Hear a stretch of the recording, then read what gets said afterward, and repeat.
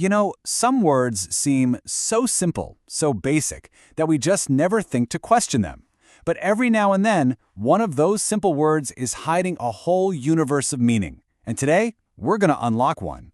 I mean, think about it. Birth. It's the first thing that happens to us. Pretty straightforward, right?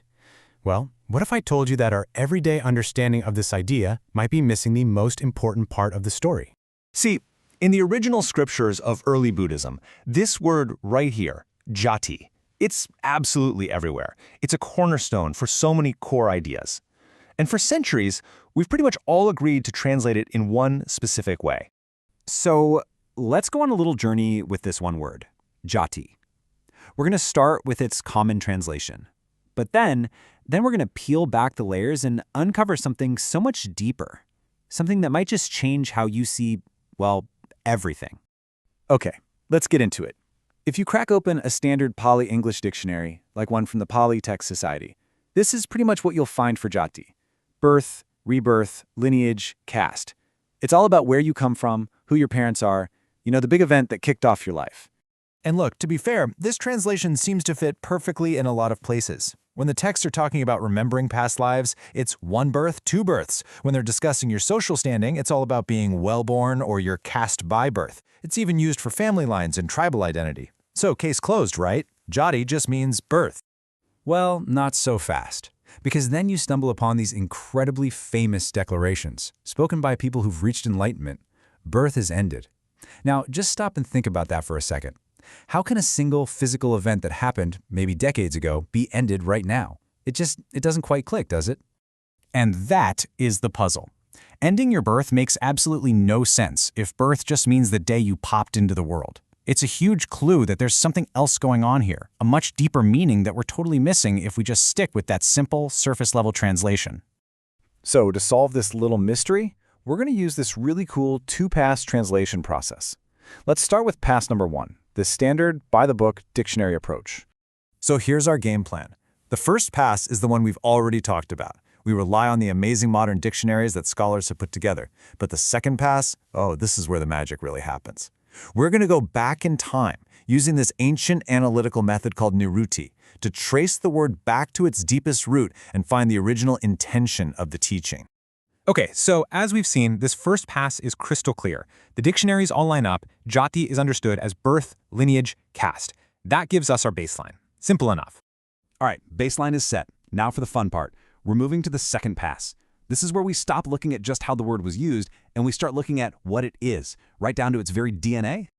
The special tool for this is called Niruti. You can think of it as a kind of ancient linguistics, or maybe even like detective work for meaning. It lets you trace all the clues in a word back to its source, so you can see the true intention, the atta, behind the teaching. It's pretty cool. So when we use Niruti on Jāti, we find its linguistic blueprint, the ancient root, Jan. And this tiny little root, well, it's the key that unlocks this whole thing. And suddenly you see this root everywhere. Gen is basically the ancestor of so many English words we use constantly. To generate something. The book of Genesis, the biological term genus, a progenitor. Get it? They all share this core idea of creation, of production, of coming into being. And Jāti is part of this exact same family. So our second pass, our deeper, root-level translation, gives us something totally new. Jāti isn't just a static event in the past called birth. It's the dynamic, continuous process of arising or coming into being. Now, this might just seem like a small change in words, but the shift in meaning is absolutely massive. Let's put them side by side so you can really see just how different these two ideas are. Okay, check this out.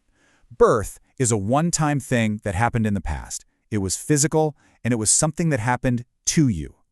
But arising, that's a continuous process happening right now. It's psychological, and it's something your mind is actively doing from one moment to the next. See the difference? So the old way of seeing it, Jāti, as birth, it's like a doorway. You walk through it one time when you're born, and that's it. The event is over, frozen in the past. But arising is like a river. It's this constant, flowing process. It's the moment-by-moment generation of our experience, our thoughts, our feelings, our very sense of being an I in the first place. So, why does this matter so much? Why is this little word swap such a game changer? Well, because understanding Jāti as arising doesn't just solve our little puzzle from the beginning. It shines a brand new light on some of the most profound teachings there are. Let's go back to that quote, Kina Jāti. With our new lens, it's not the bizarre "my birth is ended" anymore. It's a breathtaking psychological statement. The arising of the I identity has ended. The mind's habit of constantly generating a separate self has stopped. Now that is something that can be ended right here, right now. And this insight just ripples out everywhere. In the famous teaching of dependent origination, suffering doesn't come from a past birth. It comes from the continuous arising of our sense of self. The idea that all things are Jāti Dhammam doesn't mean everything is born. It means everything has the nature of arising and passing away. The whole point isn't to escape something that happened to you long ago. It's about ending the present moment arising of suffering.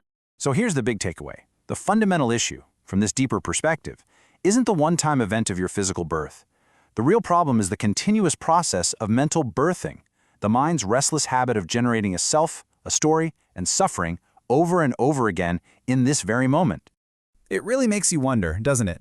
If we've been missing this much depth in a word as basic as Jāti, how many other incredible ideas are just sitting there, locked away in these ancient texts, waiting for us to find the right key?